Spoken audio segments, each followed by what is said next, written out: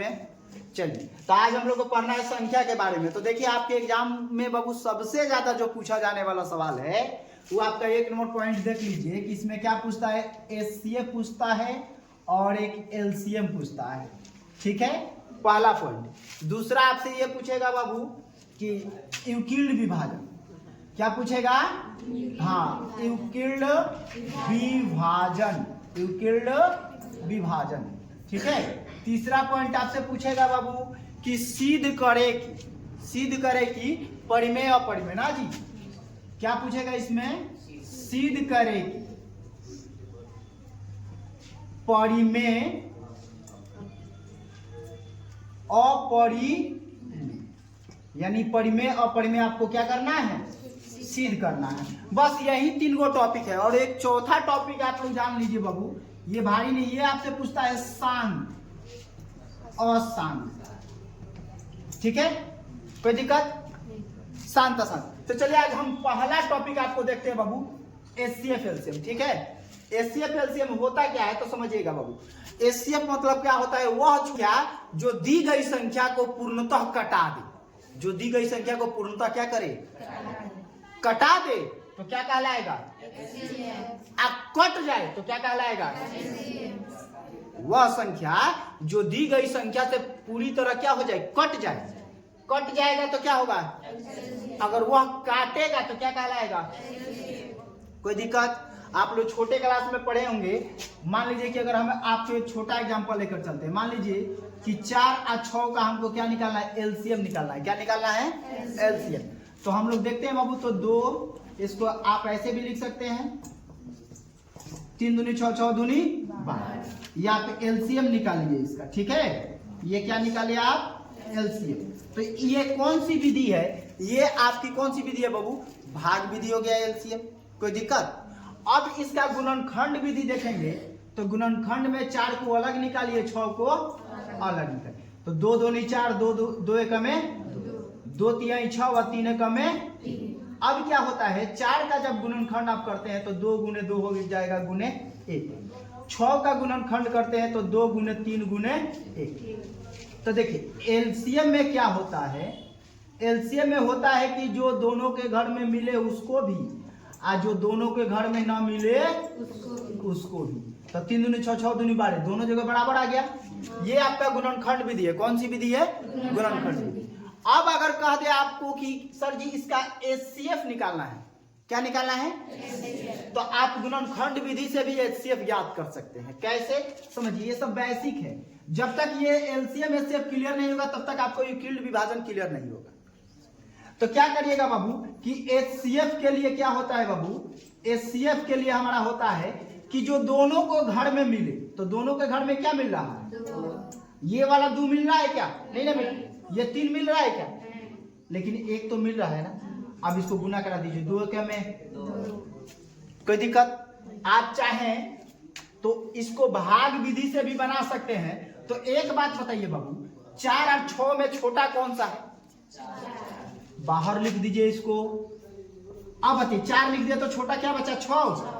HCF निकालना है तो 4 एक में 2 बचा, फिर 4 को अंदर बंद करेंगे जी, है तो 2 दूनी 4। बताइए तो आप लास्ट में कितना से कटाए हैं जी, लास्ट में यहाँ पे देखिए कितना से कटाए हैं, एचसीएफ दोनों जगह बराबर हो जाए, कोई गलत तो नहीं ना बनाए हैं, बोलिएगा। इसमें किसी को दिक्कत, आपसे ये पूछता है तो जानते हैं 10 क्लास में सबसे ज्यादा क्या कहता है, कहता है ना बाबू कि यूक्लिड विभाजन, यूक्लिड विभाजन एल्गोरिथम। ठीक है, तो यूक्लिड विभाजन एल्गोरिथम क्या कहता है, यूक्लिड विभाजन एल्गोरिथम कहता है, आप लोग छोटे का भाग जांचने का नियम जानते हैं आप लोग, भाज्य बराबर भाजक गुने भागफल प्लस शेषफल, जानते हैं ना। वही वाला नियमों को क्या कहता है, भाज्य बराबर भाजक गुने भागफल जोड़ शेषफल, यानी ब्रैकेट में। इसको अंग्रेजी में क्या कहता है बाबू, ए बराबर बी क्यू प्लस। क्लियर है, यही है यूक्लिड विभाजन का सूत्र। आपको इसी सूत्र पे क्या करना है, बनाना है। तो अगर आप भाग विधि बनाना जान गए एचसीएफ, तो आप भागे विधि को इस पे बैठा दीजिएगा तो आपका एचसीएफ क्या हो जाएगा, बन जाएगा। कोई दिक्कत। अभी हम आपको बेसिक समझा रहे हैं, उसके बाद आपका सवाल लिखकर प्रॉपर किताब का सवाल देखकर बताया जाएगा कि कौन सा सवाल कैसे बनाइएगा। ठीक है, मान लीजिए कि अगर हम आपको कहें, इसी सवाल को हम कहते हैं कि यूक्लिड विभाजन, यूक्लिड विभाजन के द्वारा 4 6 का आपको क्या निकालना है, एचसीएफ निकालना है। क्या निकालना है, एचसीएफ। अभी तो दोनों में बड़ा अंक कौन सा है जी, बाहर लिख दीजिए। अच्छा बताइए, इसके बाद 6 हट गया तो क्या बचा मेरा, 4 को यहाँ पर लिखिए। अब बताइए 4 का पारा कितना में पढ़े हैं जी, तो शेष कितना आया है, 2। चलिए, अब फिर 4 को घर में बंद किए हैं ना, यानी 4 को बराबर के पहले ला दीजिए। ठीक है, जो शेष है उसको बराबर के पास ला दीजिए। अब बताइए 2 का पहाड़ा कितना बार पढ़ेंगे कि 4 आएगा, कितने बार पढ़े हैं बनिया, तो यहाँ पे 2 बार, गुना में 2 लिख दे। अब बनी शेष कितना आया है मेरा, कुछ नहीं आया, तो शेष क्या आया, 0। जैसे शेष 0 आया, कोई दिक्कत, तो एचसीएफ जो बराबर के पास वाला जो अंक होगा वही उसका क्या कहलाएगा, एचसीएफ। ये पॉइंट क्लियर हुआ कि नहीं, जो कोई जल्दी बताइए हमको, हो गया, 2 को क्लियर हो गया। इसके बाद आगे बढ़ा जाए। अब आते हैं बाबू इस पे कि सिद्ध करे कि परिमेय अपरिमेय ना बाबू, तो कहता है, आप मान लीजिए कि कोई सवाल आपको कह दे कि सिद्ध करे कि रूट 2 क्या है, एक परिमेय अपरिमेय संख्या। क्या है बाबू, अपरिमेय। तो आप कैसे सिद्ध करेंगे, मान लीजिए कि सिद्ध करे कि, ऐसे हम इसको लिख देते हैं, सिद्ध करे कि रूट 2 अपरिमेय संख्या है, अपरिमेय संख्या है। ठीक है बाबू, तो आप इसको कैसे सिद्ध करिएगा, बोर्ड पे ध्यान दीजिए सभी लोग। कहता है बाबू कि हम इसको सबसे पहले जो वो कहेगा, अगर अपरिमेय कहा है तो उसको उल्टा मानेंगे, परिमेय मानेंगे। क्या मानेंगे, परिमेय। अगर परिमेय कहेगा तो उसको उल्टा क्या मान लेंगे, अपरिमेय। क्लियर है ना बाबू। चलिए, तो हम क्या कहेंगे कि माना कि, यहाँ पे क्या लिखेंगे, माना कि रूट 2 एक परिमेय संख्या। क्या है, परिमेय संख्या है। यहाँ तक ठीक है बाबू। अब आप बताइए बाबू, परिमेय संख्या से आप लोग परिमेय संख्या का सूत्र क्या जानते हैं कि यदि किसी संख्या को आप p/q के रूप में लिख दें तो वह परिमेय कहलाता है, जहां q यानी नीचे 0 ना हो, ऊपर 0 हो सकता है, यानी उसका हर 0 ना हो लेकिन अंश 0 हो सकता है। परिमेय का अर्थ यही ना होता है जी कि 1/2 3/4, कोई दिक्कत यही ना होता है। आपसे एग्जाम में ऑब्जेक्टिव में सवाल पूछेगा कि बताइए कि निम्नलिखित में कौन सी संख्या परिमेय है और कौन सी संख्या अपरिमेय। तो देखिएगा, अगर बट्टा में दिया रहेगा तो परिमेय, ठीक है, रूट में भी, बिना बट्टा में भी दिया रहेगा तो वो भी परिमेय होगा। लेकिन अगर रूट में दे दे, मान लीजिए रूट 2 कहते हैं, रूट 2 का वर्गमूल निकलता है क्या, वर्गमूल नहीं निकलता है, तो रूट 2 क्या हो जाएगा, अपरिमेय। क्या होगा, लेकिन यही कह दे रूट 25 का वर्गमूल निकलता है कि नहीं निकलता है, निकलता है, तो 25 मेरा परिमेय होगा कि अपरिमेय, बना सकते हैं ना बाबू। ध्यान दीजिएगा, बहुत माइनर सब उसमें शब्द रहता है बाबू कि निम्नलिखित में कौन परिमेय संख्या नहीं है कर देता है। याद रखिएगा, कौन अपरिमेय संख्या नहीं है। ध्यान दीजिएगा, आप लोग पहले अक्षर पढ़कर मत छोड़िएगा, नहीं तो आपका 1 नंबर वहां पे चला जाएगा। ठीक है, चलिए, तो क्या लिखा है बाबू, परिमेय संख्या से। परिमेय संख्या क्या जानते हैं आप लोग, p/q कितना लिखेंगे, रूट 2 लिखेंगे बाबू। बट्टा में कुछ नहीं तो क्या लिखेंगे, यहाँ पे बाइसेम करा दें। बाइसेम का अर्थ आप लोग जानते हैं बाबू, तिरछा तिरछी गुना। तो तिरछा तिरछी गुना करेंगे, p में 1 से गुना करेंगे तो क्या होगा, ऐसे लिख सकते हैं, q रूट 2 या 2 रूट q, कोई दिक्कत।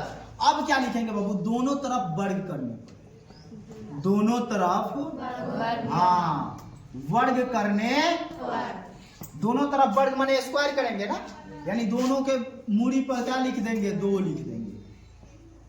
क्या लिखेंगे बाबू, हाँ, 2 लिख देंगे। चलिए, तो ये p² हो गया, ये क्या हो जाएगा मेरा। अच्छा, रूट 2 का स्क्वायर करिएगा, आप यहाँ पे ध्यान दीजिए, रूट 2 गुने रूट 2, तो जब 2 गो रूट में रहता है तो 1 अंक बाहर निकल जाता है ना जी, रूट उसका हट जाता है, तो वही प्रकार यहाँ पे हम क्या लिख दें, 2 लिख दें। लेकिन q तो अकेला है, तो इसके मूरी पर तो 2 रहेगा ना जी, रहेगा यहाँ पे। तब क्या लिखेंगे, यहाँ पे लिखेंगे बाबू p²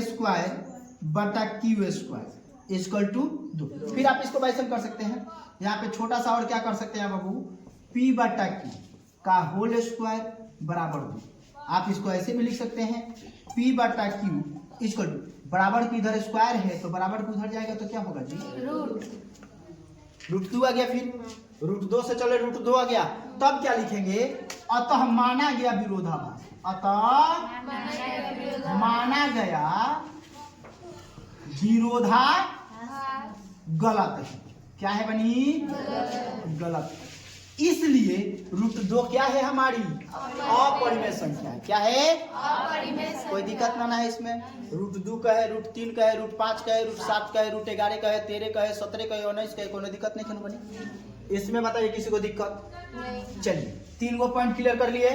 अब चौथा पॉइंट देखते हैं, शांत अशांत। इसको हम बोलकर आपको समझा दे रहे हैं या इधर थोड़ा सा लिख दे रहे हैं। शांत अशांत में क्या कहता है कि अगर हर से अंश में भाग दिया जाए, नीचे से ऊपर में भाग दिया, पूरा पूरा कट गया, पूरा पूरा नहीं काटा तो कोई कोई संख्या होता है जो पूरा पूरा नहीं करता है लेकिन बार बार अंक दोहराते रहता है, बस तो उसे अशांत अनावर्ती कहते हैं। अशांत अनावर्ती। कोई दिक्कत? एग्जाम्पल समझ लीजिए। मान लीजिए कि अगर 5 है बट्टा में 2 दिया है, ठीक है बनी, तो 2 से 5 में भाग करेंगे तो कितना होगा? 2.5 आ जाएगा। पूरा पूरा कट गल, शेष लिखे हुआ तो बनी भाग देगा तो देख लिया। लेकिन वही 10 में अगर 3 से भाग दे तो ये 3.333 बार बार आवा चल तो शांत हो गया, लेकिन है क्या हुई है ना? कोई दिक्कत? अब आपसे जानते हैं एक चीज इसमें और क्या कहता है? कहता है कि सर जी हमको भाग देने का उतना समय नहीं है तो हम क्या करें? तो कहता है कि नीचे जो दिया रहेगा ना अंक, उसमें देखिएगा कि 2 या 5 है या नहीं। अगर 2 या 5 होगा तो वह अंक 2 से वह अंक क्या होगा बाबू? शांत। क्या होगा? अगर उसके हर को गुणनखंड करिएगा, गुणनखंड करने में जैसे हम गुणनखंड किया है ना, ऐसे ही गुणनखंड के लिए गुणनखंड में कहीं 2 या 5 दिखाई देते तो आप उसको क्या कहिएगा? आप 2 5 दिखाई ना देते तो क्या कहिएगा? क्लियर है? कैसे बहुत बड़ा बड़ा अंक देता है, ठीक है। तब तो भाग देने में तो बहुत समय लगी। तो नीचे वाला में देखिए कि कहीं 2 आवा तक याद रखो कि अगर नीचे कहीं 0 आ गई, कितनो अंक बा नीचे अगर 0 आ गया तो वो करके चुपचाप का लीजिए बनी। कोई दिक्कत है इसमें? बोलिएगा। आपका ये चारों पॉइंट क्लियर हो गया।